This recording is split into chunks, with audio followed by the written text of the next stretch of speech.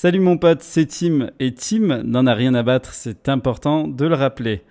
Aujourd'hui, nous allons continuer l'histoire de Tim, du paria au héros de mon lycée. Nous sommes dans la troisième partie de cette histoire et dans la précédente partie, nous discutions de ma deuxième année au lycée où je me retrouvais à être le paria de mon lycée. Tout ça sur le fond d'une espèce de love story à sens unique où j'étais à fond sur une jeune fille. Cette jeune fille que j'appelais Léna, il me semble, et qui, au final, s'était mise en couple avec un autre mec. Et moi, je planais dans les nuages en m'imaginant vivre une idylle avec elle alors qu'elle en avait absolument rien à foutre de ma gueule. Nous arrivions sur la fin de l'année et à la fin de l'année, j'ai décidé de lui déclarer mes sentiments parce que à un moment donné, c'était plus une vie, je faisais que penser à elle tout le temps. Et après lui avoir révélé mes sentiments, elle ne m'a jamais répondu. Jamais. Et donc, j'ai chopé sa pote, je lui ai demandé mais pourquoi elle ne me répond pas. Et là, du coup, elle m'explique qu'elle ne me répond pas parce que elle est en couple avec quelqu'un d'autre et qu'elle ne veut pas me blesser, etc., etc. Voilà, donc à ce moment-là, je suis vraiment au fond du seau jusqu'à ce que mon oncle et ma tante me proposent de les accompagner à Clermont-Ferrand. Donc c'était quand même à 400 km de chez moi. Je n'avais jamais quitté le domicile familial à ce moment-là. Je ne m'étais jamais éloigné de ma mère et de mon père. Et donc pour moi, c'était un choix qui était quand même assez complexe parce que il faut savoir que 2 mois loin de mes parents, ça n'était jamais arrivé. Mais je me suis dit que je ne pouvais plus rester à cet endroit et qu'il fallait que je parte. Il fallait que je me change les idées parce que si je restais là tout l'été, j'allais crever. Littéralement, mentalement, j'allais mourir. Et donc, du coup, je préférais être loin de tout ça pour pouvoir me recentrer. Et donc, du coup, j'ai accepté de partir avec mon oncle et ma tante. Et à ce moment-là, donc le matin où nous devions partir pour 9 h du matin, je me retrouve à faire quelque chose que je n'ai jamais fait. J'y ai pensé la veille. Et je commençais déjà à lire pas mal d'articles de séduction sur tout ce qui est le développement personnel. Plus le côté développement personnel, je commence petit à petit à m'y mettre. Et là, je commence à me dire, tu sais quoi, je vais me créer une sorte de rituel à partir d'aujourd'hui. Dès demain matin, je vais me lever à 5 h du matin pour aller voir le lever de soleil dans l'endroit le plus haut de ma ville. Donc c'est ce que je fais, je me lève à 5 h du matin, tout le monde dort encore. Je m'habille, je me prépare et puis je pars dans l'endroit le plus haut de ma ville. Et donc du coup, dans cet endroit, j'ai la vue sur toute la ville, donc le lever de soleil. Et je me pose et je réfléchis à ma vie, je réfléchis à tout ce que j'ai accompli durant mon adolescence. C'était pas grand-chose que j'ai accompli. Et au final, je me dis, je décide solennellement aujourd'hui de devenir un homme meilleur. Et c'est une promesse que je me suis faite ce jour-là et c'est un rituel que j'ai prolongé pendant... encore aujourd'hui, c'est un rituel que je prolonge. Tous les 4 ans, je retourne à cet endroit. Pas le même jour que la première fois où c'est arrivé, mais à chaque fois, le 31 juillet, je vais à cet endroit et je fais le point sur les 4 dernières années qui se sont écoulées et mes objectifs sur les 4 prochaines années. Et ça me permet, tu vois, de toujours avoir un lien sur ma vie et de toujours savoir où je me dirige. C'est quelque chose qui est super important. Et c'est tout. Et évidemment, quand je fais le point sur les 4 dernières années, je note toutes les dates les plus importantes durant ces 4 années écoulées. Donc le 14 avril 2017, je note vraiment toutes les dates et j'explique ce qui s'est passé, donc les événements marquants, pour pouvoir garder un souvenir de ce qui s'est passé, de là où j'ai échoué, de là où j'ai réussi, afin de pouvoir savoir quel homme je suis en train de devenir et si jamais je suis en train de me diriger vers une mauvaise voie, de pouvoir me corriger pour aller vers une voie meilleure. Et donc tout a commencé ce jour-là, donc le matin avant de partir pour Clermont-Ferrand. J'ai été très anxieux à ce moment-là. Je ne savais pas si j'allais réussir à faire quelque chose. Je ne savais pas ce qui allait se passer. Je n'avais jamais travaillé dans la maçonnerie. C'était la première fois même tout simplement que je travaillais, enfin que j'allais être payé pour travailler, très clairement. Et donc au final, je me suis dit, est-ce que je vais en être capable? Est-ce que je vais réussir? Est-ce que mon oncle va pas se lasser de moi au bout de 2 jours et me jeter, et je vais me retrouver de nouveau dans ma ville natale? Et en fait, je me suis dit non, il faut pas que je pense à l'échec. Il faut pas que je focalise mon esprit sur tout ce qui pourrait ne pas marcher. Je vais me focaliser sur le fait de me dire je n'ai pas le choix. Je n'ai pas le choix, je dois réussir. Ça doit bien se passer. Il faut que ces 2 mois me permettent de devenir l'homme que je ressens au fond de moi. Cette meilleure version de moi-même. Et donc du coup, c'est comme ça que j'ai arrêté d'avoir des doutes et je suis resté donc du coup à peu près de 5h10, 5h15 du matin jusqu'à 8h, 8h15. Donc je suis resté quand même assez longtemps, je suis resté 3 heures. J'avais mon petit lecteur MP3 à ce moment-là. Et donc du coup, parce que téléphone portable à cette époque-là, je t'explique, c'est un truc à clapper que j'avais. Donc il n'y avait pas de musique là-dedans. Et puis au final, j'ai pris mon petit lecteur MP3, j'écoute de la musique inspirante. Je reste donc du coup dans cette hauteur, je regarde toute la ville et je fais le point sur ma vie. Je prends des notes dans mon petit cahier et je note tout ce que j'aimerais devenir, l'homme que j'aimerais être et celui que j'aimerais devenir. Et c'est ce que je t'invite à faire toi aussi. Vraiment, prends le temps de noter toutes les compétences et toutes les qualités que tu aimerais acquérir durant les prochains mois ou les prochaines années. Ça va te permettre de savoir où tu vas. C'est super important. Je sais, il y a plein de mecs, il y a des potos qui me sortent ça aussi. Ouais, mais tu sais, Tim, ça casse les couilles, moi je suis pas un mec qui note et tout. Ouais, ben moi je regarde ça et je me dis, bah ouais, mais mec, à un moment donné, tu veux changer ta vie, mais si t'es pas capable d'avoir la discipline de noter des choses, ça va être compliqué pour toi, mec. Donc c'est pour ça, prends le temps de noter, c'est quelque chose qui va vraiment te sauver la vie. Et donc à ce moment-là, ce qui se passe, c'est que, ben voilà, il est 9h. On arrive donc du coup au moment où à 8h à peu près je descends chez moi. Et vers 9h, 9h30, donc du coup voilà, tout le monde se réveille. Il faut savoir hein, que ça prend le temps de se réveiller tranquille, ça boit le café, etc.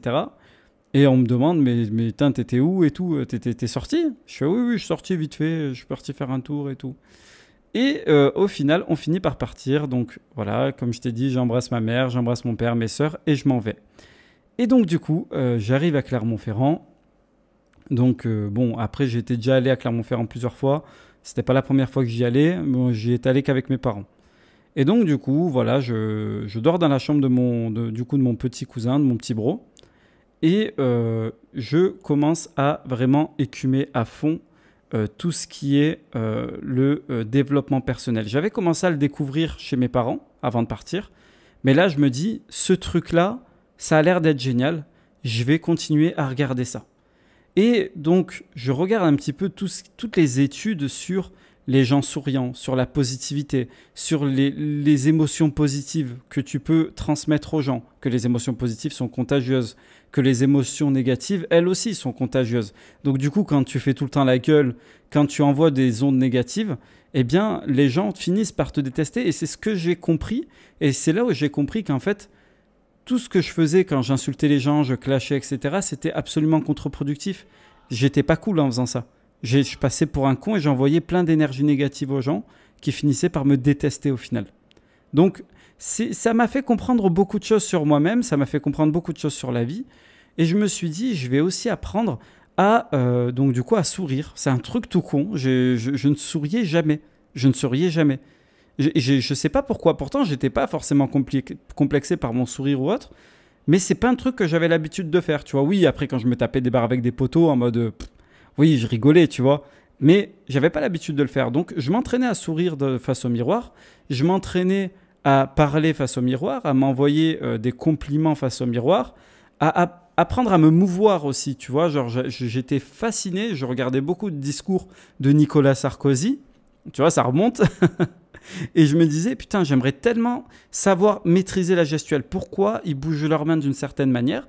Et j'ai continué à creuser là-dessus. J'ai commencé à apprendre pourquoi avoir une posture ouverte te permettait d'avoir plus de facilité avec les gens, même vis-à-vis de toi-même, vis-à-vis du fait que tu te sens moins crispé quand tu fais ça.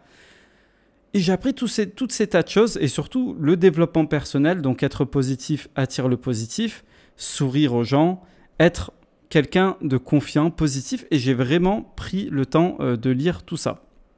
Et un jour, dans ma recherche, donc du coup, de livres, de bouquins sur le développement personnel, je tombe sur un vieux PDF de séduction que je trouve du coup sur Internet dans un forum un peu sombre. Et ce PDF apprenait à devenir un alpha mâle, donc du coup un homme dominant. Et là, je lis le truc et en fait, justement, c'est basé sur tout ce qui est confiance en soi. Il faut savoir qu'à ce moment-là, j'avais lu pas mal de bouquins de séduction, mais c'était toujours basé sur les femmes. Alors, comment on fait pour séduire une meuf en lui disant des trucs? Alors voilà, tu vas lui dire tel truc et là, elle va craquer. Tu vas utiliser la technique du push and pull, elle va craquer. Tu vas utiliser le neg it, elle va kiffer. Et en fait, j'utilisais ces techniques en mode Naruto et qui envoie des jutsu, tu vois, genre qui envoie des techniques, tu vois, genre comme dans les mangas, t'envoies des techniques, jusqu'à ce que ça fonctionne, tu vois. et donc moi, je pensais que c'était comme ça que ça marchait, que c'était quelque chose d'automatique. Tu vois, c'était encore, tu vois, c'était cette phase weirdo que j'avais.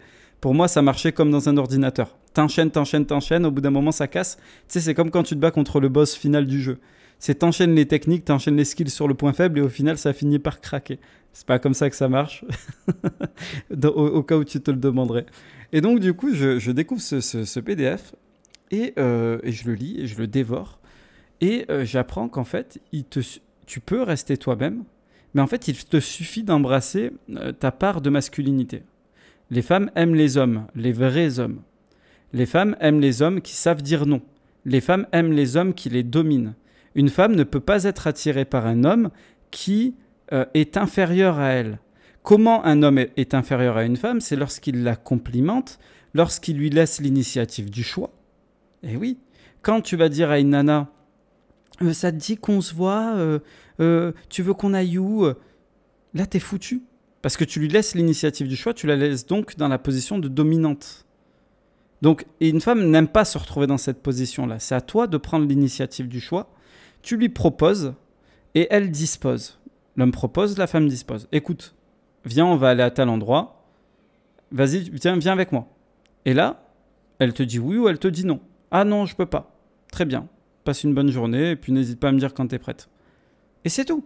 Mais c'est pas, s'il te plaît, tu peux venir, ça te dit qu'on y aille ensemble, j'aimerais bien que tu viennes avec moi. Tu vois? Et tout ça, j'ai fini par l'apprendre et je me suis dit, ok, à partir de maintenant, en fait, j'ai juste à être un mâle dominant, à être un homme, assumer ma part de masculinité que cette société de merde essaye de nous effacer. Encore, moi, j'avais une certaine chance, enfin, moi et mes gars de mon âge, on avait cette chance où on n'avait pas encore le féminisme exacerbé comme aujourd'hui. Mais il y avait quand même du féminisme. Hein. Tu vois, quand tu étais trop un macho, on te disait « Oh, t'es un macho ». Non, en fait, il faut juste assumer sa part de masculinité. Et en fait, tout simplement, en étant un homme confiant, en étant un homme fort, eh bien, les femmes viennent à toi. En étant un homme qui a des objectifs supérieurs, la femme vient à toi.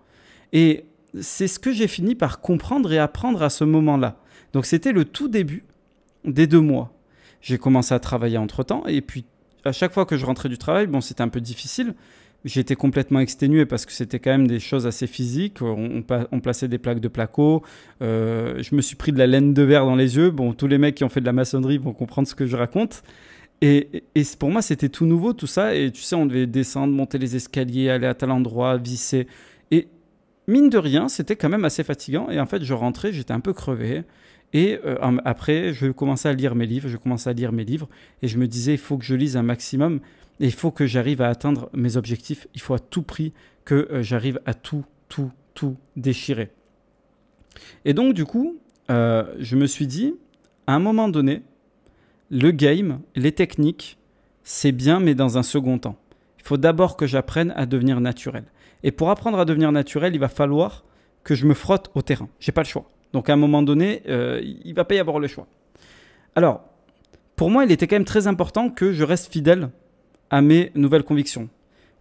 Tu le sais très bien, en tant que mec, en tant qu'être humain, quand on se fait une promesse à soi-même, on a tendance à toujours la niquer. Hein, tu vois, rien que les nouvelles résolutions de nouvelle année, tout le monde nique ses résolutions de nouvelle année. Ouais, cette année, je vais faire ci, ça. Ta gueule, tu vas rien faire. Donc, je suis le premier aussi à faire ça. Et donc, j'avais un peu peur. Je me suis dit, putain, j'ai vraiment envie de devenir l'homme que je visualise parce que l'image était devenue très claire au fond de moi. Et je me suis dit, non, je peux pas redevenir le mec que j'ai été. En fait, je me dégoûtais trop. l'homme que j'étais me dégoûtait trop. Donc je me suis promis à moi-même que plus jamais je ne serais celui que j'ai été et que j'allais être et incarner au mieux que je pouvais l'homme que je veux devenir. Et ça, c'est capital, mon pote. C'est capital. Alors, qu'est-ce que j'ai fait à ce moment-là? Qu'est-ce que j'ai fait? Pour acter ce serment, je me suis attaché un bracelet noir au poignet.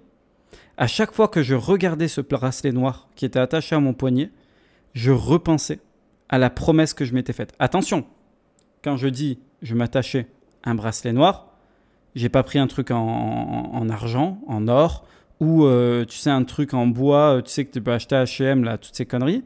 Non, j'ai pris un bout de tissu, c'est ma tante qui m'a fait le nœud à l'ancienne, tu vois, m'a fait un double nœud, et elle a coupé du coup les extrémités pour que ça fasse du coup un bracelet en tissu. Et je me suis dit, je vais en prendre le plus soin possible. Il va finir par se détacher un jour. Et je veux qu'il reste le plus longtemps possible et que j'en prenne le plus soin possible. Je vais te spoiler. Ce bracelet, je pensais moi qu'il allait tenir 2 mois, 3 mois. Il a tenu 7 ans. 7 putains d'années. Et il a lâché lorsque j'étais avec ma copine actuelle. C'est un truc de dingue. J'étais avec elle, on discutait. Au bout d'un moment, on était en train de se chamailler. Puis là, mon bracelet s'en va. Alors, est-ce que c'est un mauvais signe? Est-ce que c'est un bon signe? J'aime à penser que c'est un bon signe parce qu'aujourd'hui, ma vie est quand même assez cool. J'ai quand même réalisé pas mal de rêves que j'avais à ce moment-là. Donc, je pense que c'était plutôt un bon signe. Mais bon, je sais que les plus MGTOW d'entre vous diront « Ah, c'est parce que c'est la meuf. Automatiquement, vu que tu étais avec ta meuf, elle va te gâcher ta vie. » Mais non, non. Donc, 7 ans, j'ai gardé ce bracelet. Et c'est un bracelet qui m'a accompagné durant les premières années où je cherchais à m'accomplir en tant qu'homme. Je l'avais toujours sur moi pendant 7 longues années. Et ce bracelet, il m'a accompagné partout, partout, partout. Et ça m'a toujours rappelé d'être un homme positif malgré tous les obstacles qui se présenteraient à moi.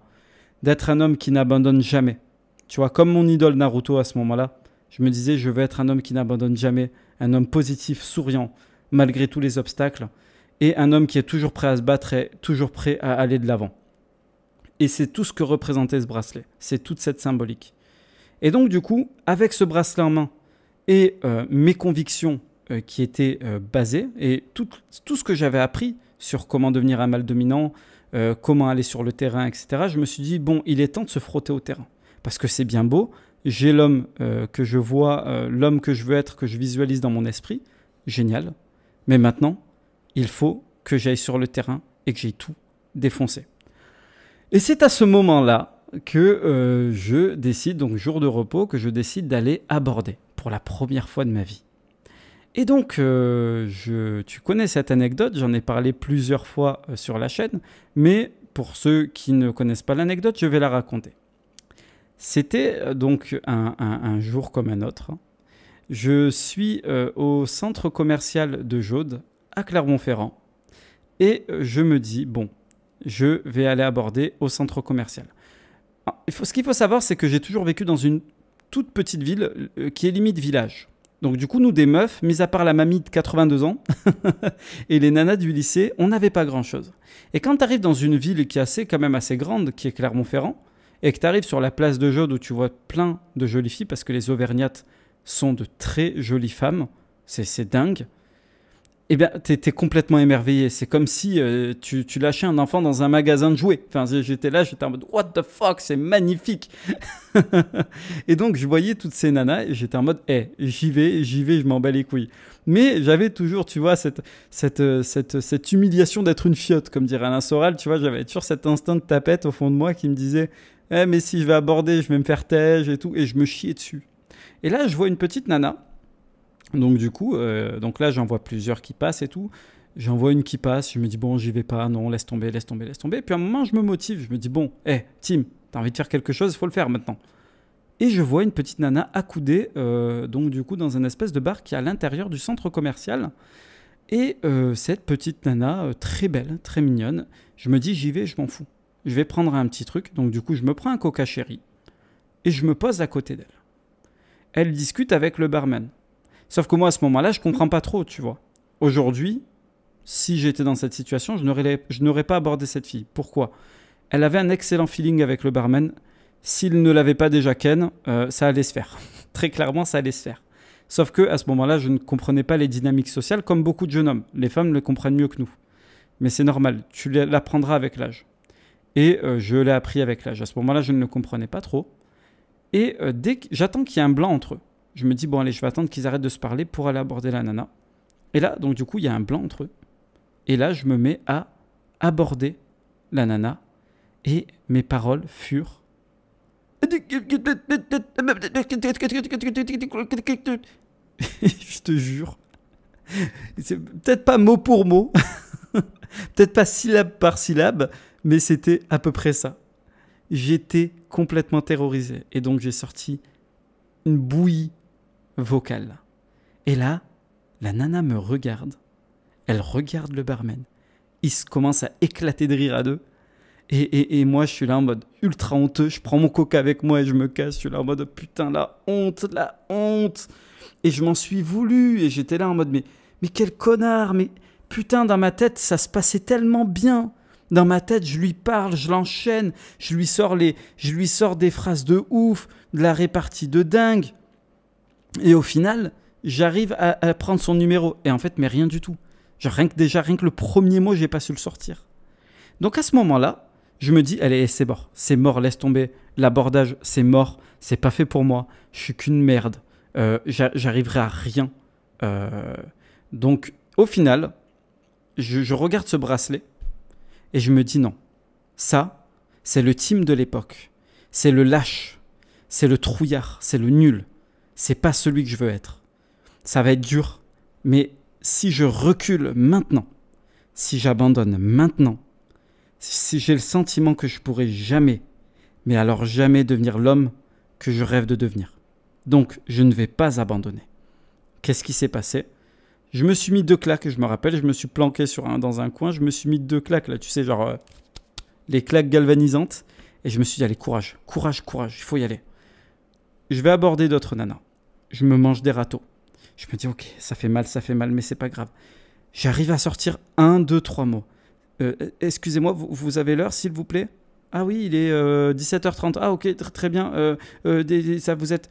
En fait, ok, je bégaye, mais je commence à arriver à parler. Je me dis, ok, bon. Après, au bout de 5-6 abordages, je me dis, bon, au final, ça va. Je commence à parler à la 6e meuf, 7e meuf, ça passe. Au final, on commence à discuter, tranquille, je parle normalement. Je commence à être un peu plus posé. Et là, je me dis, bon, putain, c'est bien, là, je me sens à l'aise. Et au final, je continue à aborder comme ça. Et alors, je ne sais plus si c'est le premier jour ou le 3e ou 4e jour que j'ai fait une rencontre qui a du coup changé mon séjour et qui a vraiment, même, je vais le dire, changé ma vie. Et au final, je ne sais pas. Non, ce n'est pas le premier jour, c'était peut-être un peu plus tard. Je continue à aborder et les abordages ne donnent rien. Je rentre dans les boutiques, je discute, j'essaye. Ça marche pas. Ça marche pas. Je me prends des râteaux. Mais je me rends compte que plus je me prends des râteaux, plus je suis confiant. Et je me dis, mais putain de merde, ça doit faire peut-être la 15e que j'aborde, et je mens même pas. Genre, on doit être à 15-20 nanas que j'aborde, et j'arrive, avec certaines, à tenir des discussions, et même à sourire en tenant des discussions, sans bégayer. Je me dis, oh putain, c'est quoi ce bordel? Et je commence à être surpris par mes propres capacités. Et en fait, c'est ce qu'on appelle l'essai-erreur. C'est quelque chose qui est inhérent à l'humanité. Si tu veux réussir quelque chose, tu dois essayer et échouer.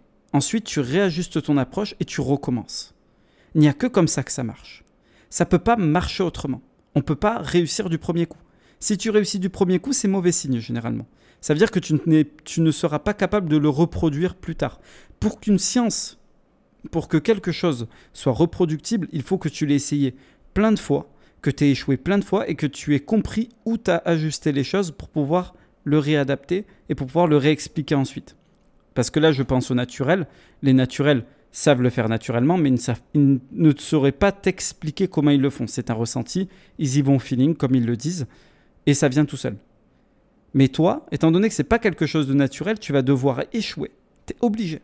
Même si tu es terrorisé à l'idée d'aller échouer, tu vas devoir aller échouer pour ensuite réajuster ton approche. Là, je me disais, attends, à quoi ça t'a servi, Tim, de bégayer? Ça sert à rien. Au final, tu te rends compte qu'elle n'est pas en train de te tabasser, la nana. Et moi, j'avais cette peur de me dire à tout moment, elles vont hurler au violeur ou je sais pas quoi, je vais passer pour je ne sais qui.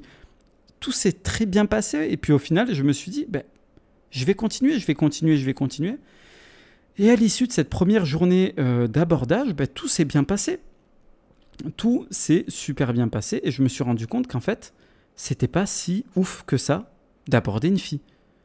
Le premier abordage avait été catastrophique et les derniers abordages étaient nickel. Vraiment. Ils étaient très bons.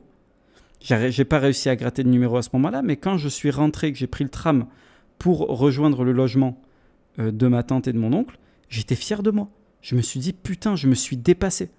J'étais ultra fier de moi. Je me suis dit, putain, j'ai pas abandonné.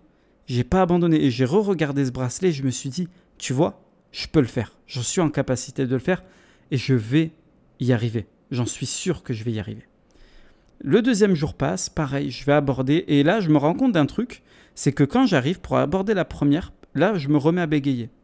Et je comprends pas. Je suis là en mode panique. Putain, j'ai perdu le fluide. J'ai perdu le truc, quoi, tu vois.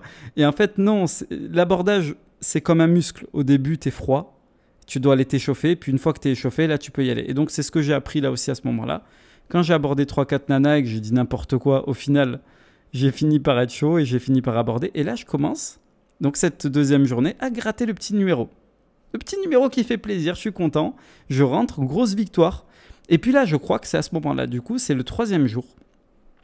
Donc, où je vais aborder. Donc là, ça se passe alors après le travail, parce que je travaillais le matin à ce moment-là. Donc, je rentre chez moi, je me douche, etc.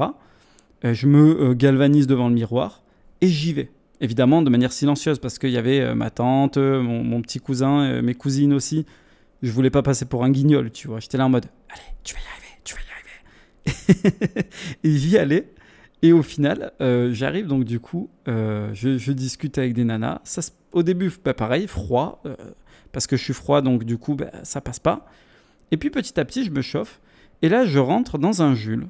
Donc je rentre pas dans un Jules, pas dans un mec. on se calme, ok. Non, je rentre dans la boutique Jules. Et je commence à regarder un petit peu des t-shirts et tout. Et puis là, je vois une petite nana, super mignonne. Cheveux bouclés, yeux verts, un visage mais ultra fin. Genre, mais la nana trop belle. À peu près 1m54, 1m55, donc elle est vraiment petite. Et skinny, assez skinny, mais super belle. Vraiment, elle a un visage, mais putain. Et donc, je la vois, je suis là en mode, oh, cette pompe atomique. Dans ma tête, évidemment, tu t'en doutes. Et je prends 2 t-shirts et je vais l'aborder. Je fais, excusez-moi, je me permets de vous aborder pour vous demander un avis féminin. J'aimerais savoir, selon ces t-shirts, lequel vous préférez. Et là, du coup, elle me regarde. Elle me dit, je préfère celui-là. Mais je crois qu'on a à peu près le même âge, donc du coup, t'es pas obligé de me vous voyez. Et donc là, je suis là en mode, oui, d'accord et tout. Elle me fait, tu t'appelles comment? Donc moi, je fais Tim, enchanté. Et toi, elle me fait, je m'appelle Charlotte, enchanté. Et tout se passe bien, elle me sourit. Elle a l'air très ouverte. Et donc, le fait de voir qu'elle était aussi ouverte et même limite avenante, ça m'a mis directement en confiance. Donc là, je commence à discuter avec elle. Et elle me dit, mais... alors déjà, ces 2 t-shirts, ça va pas du tout, c'est mort.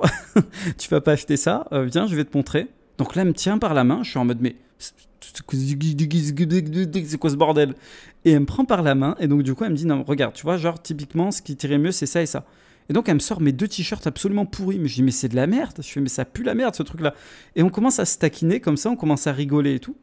Et au final, on commence à passer quasi l'après-midi ensemble. Et là, on s'échange les numéros. Donc du coup, à ce moment-là, on s'échange les numéros à la fin de la journée. Et je la vois comme ça, toute belle. Et elle me fait un petit bisou sur la joue et elle s'en va. Donc on prend chacun le tram de son côté. Et là, je suis mais choqué. Je me dis, mais comment j'en suis arrivé là? Eh bien les gars, c'est ce qu'on appelle le jeu des nombres. À force d'aborder, je vous jure les gars, il m'est arrivé des trucs de psychopathe. Juste parce que j'ai respecté la loi des nombres. Des trucs où tu te dis non, ça arrive dans les films de Huck, ça n'arrive pas dans la réalité. Et pourtant si. Pourquoi? Parce que le jeu des nombres, encore une fois. Et t'as des mecs qui viennent me voir et ils me disent tu sais pas pourquoi j'y arrive pas. Ben mec, Tu parles à combien de filles dans une semaine et dans un mois? Avec une fille ou deux. Ben, c'est normal que t'échoues, mon pote. Moi, j'en abordais 10, 15, 20 par jour. Donc, il fallait bien qu'à un moment donné, après la 60e meuf abordée, ben, je tombe sur une nana qui est avenante et ouverte. Surtout que je suis beaucoup plus à l'aise après avoir abordé 60 meufs, tu te doutes bien. Donc, à partir de là, moi, j'étais encore choqué et je comprenais pas ce qui se passait. Mais je me disais, mais ma vie, elle ressemble pas du tout à la vie que j'avais au lycée. Au lycée, j'étais un loser, un perdant. Et là, je me retrouve, mais en mode, j'ai l'impression que je gère trop le game. Et j'étais grave content. J'étais là en mode, putain, j'ai plus envie de me casser. Je veux plus retourner au lycée. Je veux rester ici et je veux avoir un taf et je veux faire ma vie comme ça. Je veux vivre d'avoir de la thune et d'aborder des meufs toute la journée parce que je kiffe faire ça en fait. Et tu vois, je m'étais vraiment trouvé une vocation là-dedans. Vocation de merde, tu me diras, mais vocation quand même. Et au final, donc du coup, on finit par se revoir le lendemain. Donc quand je rentre du taf, il faut savoir que moi, c'était en juillet à ce moment-là. Et elle était en vacances. Elle était en vacances parce qu'elle était au lycée elle aussi. Et moi, je bossais, donc du coup, je la voyais l'après-midi. Et donc, quand on se voyait l'après-midi, ben, le deuxième rencard, donc le premier, c'était quand on s'était parlé la première fois. Et puis, deuxième rencard, on discute et tout. Et moi, il faut savoir une chose, c'est que la seule chose que j'ai fait avec une nana, avant ça, c'est un smack. J'ai jamais été plus loin qu'un smack avec une meuf. Et là, on est donc du coup au Jardin Lecoq. On discute, tout ça. Et puis, à un moment donné, elle se rapproche de moi comme ça, elle me regarde et elle me fixe. Et puis elle approche son visage de mon visage. Et là, mais mon cœur, il bat à une vitesse, mon gars, à ce moment-là, mais un truc de psychopathe. Et on finit par s'embrasser. Mais je me suis dit, non, mais comment je fais pour l'embrasser? Est-ce que je mets la langue? Est-ce que je mets pas la langue? Et je me suis rappelé d'un conseil, évidemment que j'avais lu, parce que tu sais, j'ai beaucoup lu de livres, qui disait, lorsqu'une fille t'embrasse, suis son rythme. Ne force pas le rythme. C'est très important. Et ça, c'est un truc que j'ai toujours suivi par la suite. Il y a des nanas qui mettent la langue, t'as des nanas qui mettent pas la langue, mais dans tous les cas, suis le rythme. Donc, si elle met pas la langue, elle la mettait pas, donc du coup, je ne la mettais pas. Et on s'embrassait en mode normal, et j'étais là en mode... mon cœur battait, je me disais, non mais je vais passer pour un guignol. Et quand la nana me demandait, ah mais t'as déjà une copine et tout, oh, j'en ai eu 50 des copines, cousine, tu me racontes quoi toi? Et j'avais trop honte de dire que j'avais jamais eu de copine et tout, tu vois, j'étais en mode stress total. Et donc c'est elle qui m'apprend du coup à embrasser une fille et d'autres choses donc que je ne détaillerai pas ici, mais jamais on n'est pas parti jusqu'au rapport. Évidemment, on n'est pas parti jusqu'au rapport sexuel complet, tu vois. Mais c'est là où vraiment j'ai appris que je pouvais rester moi-même face à une fille sans jouer de rôle. Je lui parlais comme à mon pote. On se tapait des grosses barres, on rigolait, on avait vraiment un putain de feeling de ouf. Et je ne jouais pas de rôle. Et moi, je pensais que c'était, tu sais, le game, genre en mode balancer des punchlines. Non, là, je jouais pas de rôle. Je faisais le beau gosse, évidemment. J'avais donc, du coup, tu vois, je faisais le beau gosse avec ce que j'avais. Elle kiffait, elle rigolait. Et en fait, elle me kiffait pour celui que j'étais. Elle me kiffait pour celui que j'étais. Celui que j'étais vraiment. Et pas le mec que j'essayais de paraître, tu sais, que j'essayais de lui montrer. Je ne jouais pas de rôle. Je restais moi-même, c'était à prendre ou à laisser. Et vous devez toujours faire ça, les gars. Mais j'y reviendrai dans la leçon à la fin. Et donc, au final, je finis par avoir ma première paye. Donc, avec Charlotte, on se voit quasi tous les jours. On va faire des activités ensemble. On passe des bons moments ensemble. Puis, j'ai ma première paye. Et là, à ce moment-là, je fais une refonte totale de mon style vestimentaire. Et là, c'est un style vestimentaire qui correspond plus à ce que je suis. Je change totalement de coiffure, vraiment. Mais genre, j'ai une autre coiffure qui est une coiffure qui était à la mode à cette époque-là. Donc là, j'avais plus l'air d'un gars de mon âge et pas d'une racaille notoire, comme diraient certains. J'étais vraiment un gars de mon âge avec un style, petite veste Adidas originale. J'étais vraiment bien sapé pour mon âge. Et donc, du coup, j'ai complètement métamorphosé physiquement. Ma coupe m'avait vraiment métamorphosé physiquement, mais j'avais vraiment l'impression d'être l'homme que je voulais être, très clairement. Je continue toujours à lire des livres, je continue toujours à aller sur les forums d'art de séduire. Et là, dans les forums d'art de séduire, je rencontre mon premier mentor, que j'appellerai Daniel, qui est un homme à qui je dois à qui je dois tout, je pense. Pourquoi? Parce que c'est lui qui m'a donné les racines de l'homme que je suis aujourd'hui. Pourquoi? Daniel, à ce moment-là, moi j'ai 18 ans, il en a 19. À 19 ans, la première fois qu'on s'est vu, donc du coup on s'est donné rendez-vous pour aller boire un café, pour échanger des techniques et pour aller aborder ensemble. On se rencontre et je le vois venir en moto. Une moto mais magnifique. À 19 ans, je me dis un fils à papa. Bon, il arrive et là du coup je me dis mais putain elle est magnifique ta moto. Alors que moi je m'en bats les couilles des motos en vérité. Et il me fait oh, merci c'est cool et tout. Donc on se pose, on commence à boire un café et tout. Et enfin moi je bois pas de café mais lui il en boit. Et à ce moment-là, je lui dis, mais t'as quel âge et tout? Il me fait, moi, j'ai 19 ans. Je fais, t'as 19 ans, mais mec, t'as une moto et tout comme ça, trop stylé et tout. Et je fais, tu fais quoi dans la vie? Et il me fait, moi, je vends sur Internet. Je regarde, je fais quoi? Il me fait, ouais, je vends sur Internet. Je fais, tu vends quoi sur Internet? Et en fait, ce qu'il vendait, c'était des insectes à bouffer. Je savais même pas que ça existait. Et il me dit, ouais, je vends des insectes à bouffer et tout. Je fais un joli packaging, etc. J'ai un fournisseur en Chine et tout. Et derrière, moi, je le livre aux gens. Est-ce que c'était les prémices du dropshipping? Je ne sais pas. Donc, il les livrait aux gens. Et donc, du coup, il avait sa marque. Il avait fait un beau packaging, une belle marque. Et il gagnait 3000 € net par mois à 19 ans. Et là, je me dis, mais c'est pas possible. Et donc là, il commence à me raconter son histoire, le fait que son père est mort. Que du coup il n'a jamais connu sa mère, qu'il a été donc du coup qu'il a fait pas mal de foyers, etc. Mais qu'il a toujours tout fait pour s'en sortir. Et ce mec, je l'ai admiré, j'en ai fait mon mentor immédiat. Pourquoi? Parce qu'il connaissait beaucoup plus de choses que moi, il avait plus d'expérience que moi. Et dans certaines expériences qu'il connaissait, il venait me demander conseil aussi. Des fois, tu sais, parce qu'il se retrouvait seul et il avait besoin d'aide. Et donc moi, je lui donnais les conseils de ce que j'avais appris, de ce que je connaissais, etc. sur les femmes. Et on s'entraidait comme ça. Et donc du coup, Daniel m'a vraiment appris qu'il était possible de gagner sa vie sur Internet. Et je lui disais, mais c'est quoi tes journées types? Il me dit, moi, c'est mes journées types, c'est simple. Il me dit, je prends mon ordi, je me pose quelque part, je fais mon petit bis tranquille, puis après, je chill. Je vais me balader ou je vais voyager à tel endroit, Et je me dis, mais waouh, putain, c'est trop ouf. Et c'est ce que je me suis dit, c'est ça que je veux faire. C'est ça que je veux faire, bordel de merde. Et donc, du coup, c'est à ce moment-là que ma vocation a été créée. C'est à ce moment-là précis que ma vocation a été créée. Et je serai infiniment reconnaissant à Daniel pour ça. Et donc, du coup, les jours passent. On arrive au mois d'août. Tout se passe super bien. Je dois rentrer pour fin août à peu près. Donc, à peu près pour 15-20 août parce que j'ai la rentrée à préparer. Et donc, du coup, on arrive au mois d'août. On continue donc du coup notre histoire avec Charlotte. C'est magnifique. Tout se passe super bien.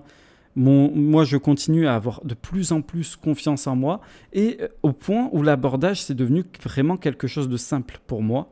Et vraiment, je me suis jamais autant senti confiant qu'à ce moment-là. Alors après, oui, après ça, il y a eu des moments où j'étais bien plus confiant, mais à ce moment-là, c'était la première fois de ma vie où tout semblait aller dans mon sens. C'était un truc de psychopathe. Et j'arrêtais pas de me dire, mais putain, si j'étais resté chez maman, qu'est-ce qui se serait passé? Ben rien. Je serais resté un minable. J'aurais pleuré sur mon sort, apprenant que la nana, donc la fameuse Léna, apprendre qu'elle est en train de se faire déglinguer par des mecs, par son mec. Et moi, là, je suis triste, c'est la merde. Et là, non, en fait, tout se passe bien. Mais à un moment donné, je me pince et je me dis, mais je suis en train de rêver. Il y a tout qui roule comme je le veux, putain. Et il y a toutes les étoiles qui semblent alignées. Et donc, du coup, j'en parle à Daniel. Et Daniel me dit, tu sais, est-ce que tu t'es déjà vu réussir? Est-ce que tu t'es déjà visualisé réussir et tout? Je fais, ouais, ben, j'y pense tous les jours. Et là, il me fait, mais c'est pour ça que tu y arrives. Il me dit, c'est parce que tu pratiques ce qu'on appelle la visualisation. Même les grands sportifs la pratiquent. Les religions disent à l'homme de pratiquer la visualisation. Il me semble qu'il y a un passage de la Bible, les gars, corrigez-moi si je me trompe, mais je ne pense pas me tromper, et je vais peut-être mal le dire, alors je vais paraphraser de ouf, et vous m'excusez en avance. C'est un passage de la Bible qui dit « Ce que vous voulez, faites comme si vous l'avez déjà, et vous le recevrez. » Un truc comme ça. Alors évidemment, je t'invite à me corriger dans les commentaires. Qu'est-ce que ça signifie? Ça veut dire que lorsque tu pratiques la visualisation, donc de ce que m'a appris Daniel à ce moment-là, c'est qu'il faut que tu te visualises avec l'objet de ton désir. Donc, t'imaginer l'homme que tu souhaites devenir et faire comme si c'était déjà arrivé. Comment ça fonctionne dans les faits? Tu prends un casque, tu mets de la musique inspirante, tes écouteurs, peu importe. Tu mets de la musique inspirante, une playlist qui est inspirante pour toi, et tu te visualises dans les détails en train de réussir. Et c'est ce que j'ai fait. Je m'imaginais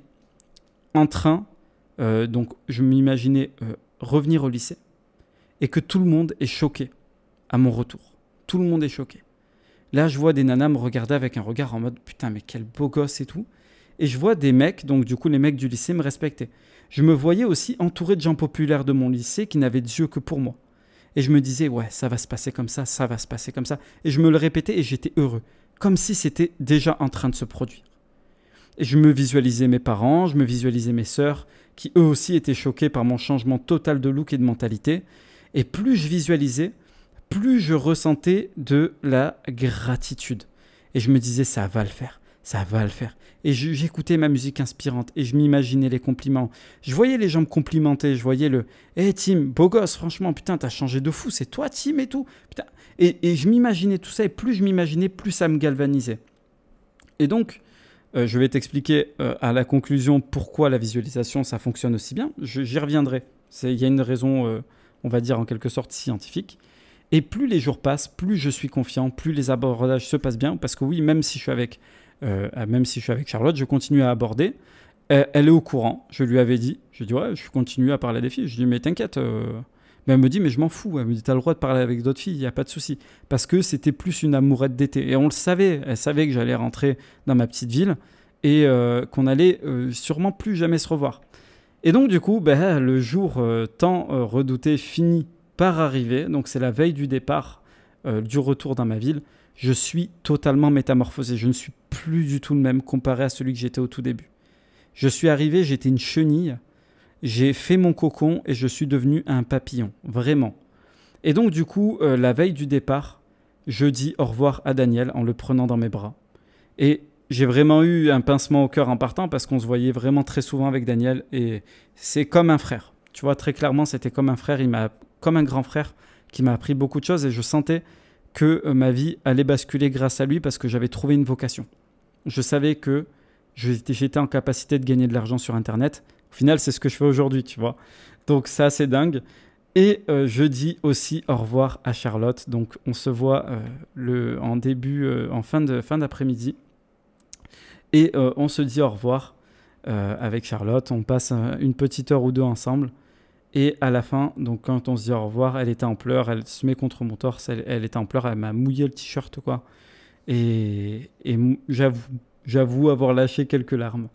Même si nous n'étions pas vraiment en couple, on était vraiment attachés l'un à l'autre, on avait vraiment un feeling, tu vois, vraiment, c'est assez rare de rencontrer des gens avec qui tu as un aussi bon feeling. Elle m'a appris énormément de choses, elle m'a appris à être totalement à l'aise, elle m'a appris à être confiant avec moi-même. Et elle m'a dit quelque chose qui m'a marqué, elle m'a dit « Ne te dévalue jamais, vraiment, tu es un mec qui est exceptionnel, ne te dévalue jamais. » Elle me dit ça et moi, je suis vraiment, ça me fait encore plus monter les larmes à ce moment-là, tu vois. Et donc, du coup, on se dit au revoir. Je rentre chez mon oncle et ma tante.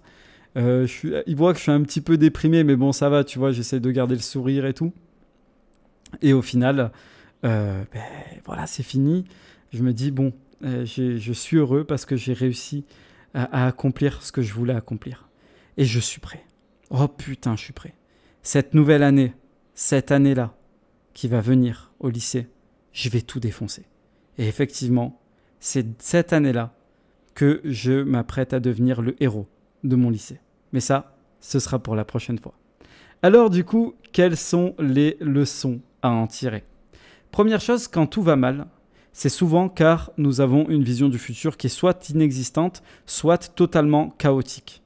Donc c'est dans ces moments-là qu'il est important de faire un point dans ta vie. C'est important que tu te crées ce rituel. Il est important que tu te crées un storytelling autour de ta vie.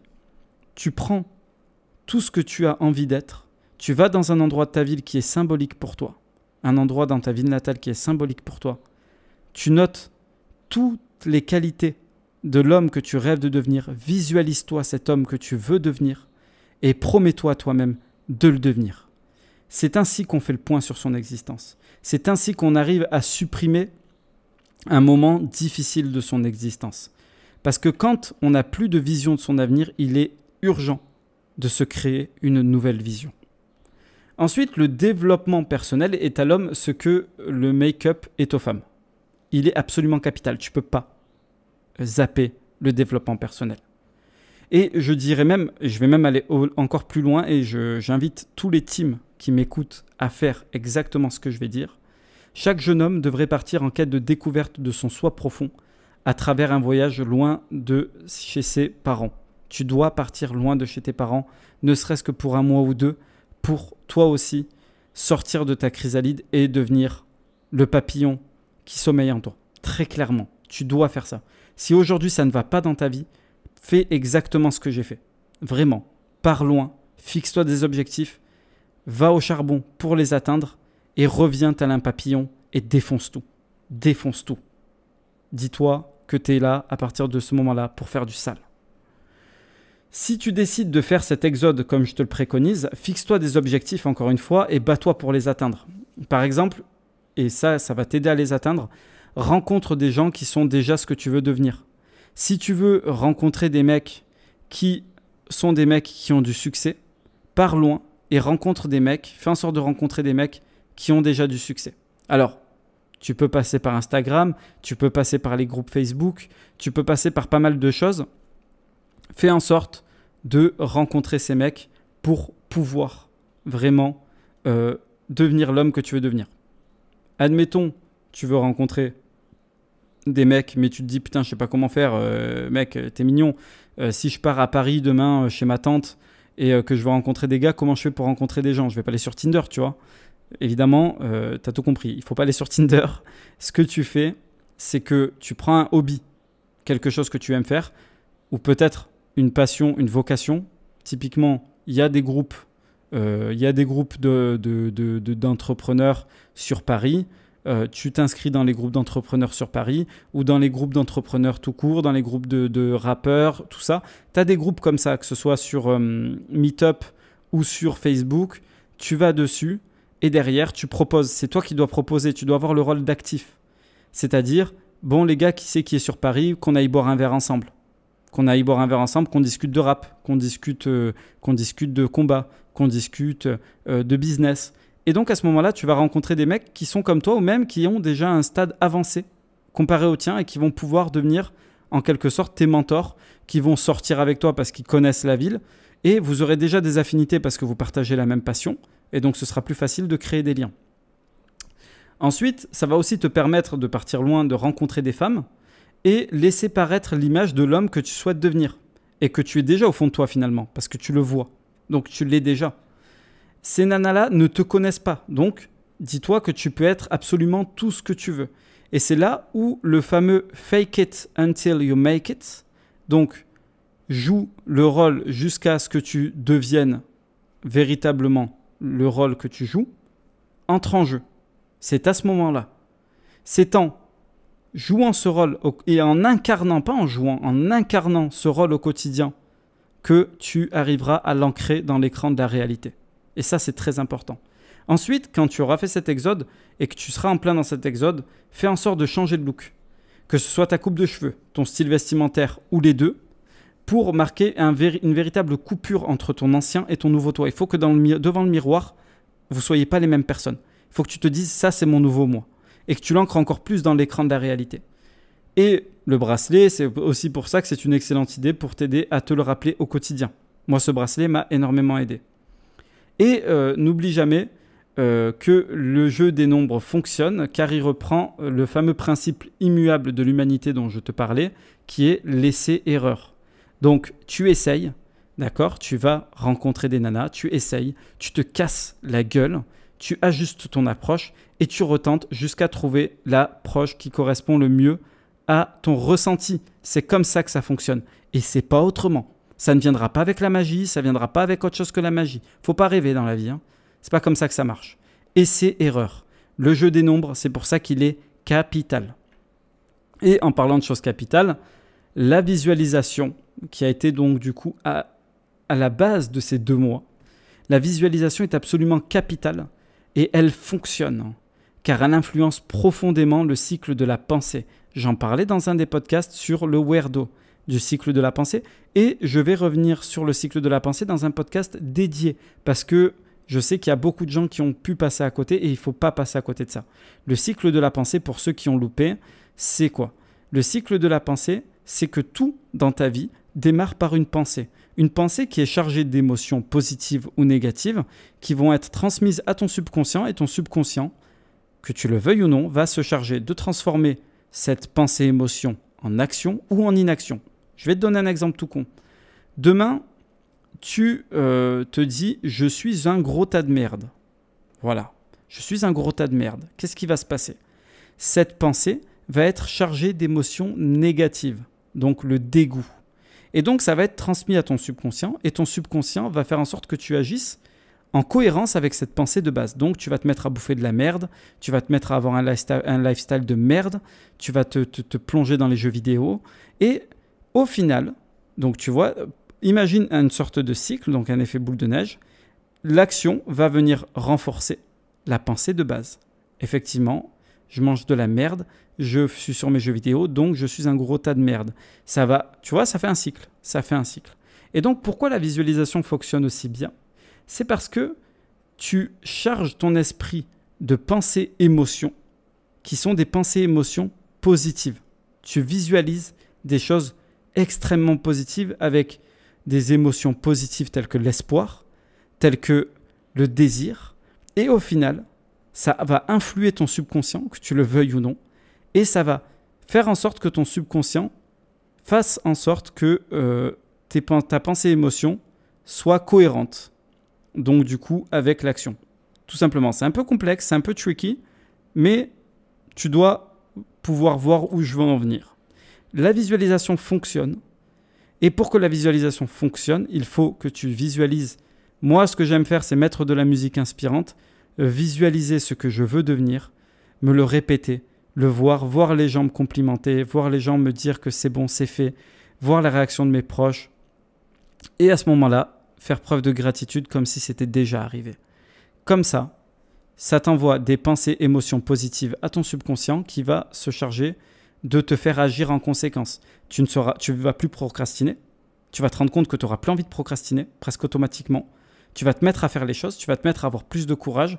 Et donc, du coup, ça va renforcer ta pensée de base, ta visualisation de base qui est « je suis en train de devenir un meilleur homme ».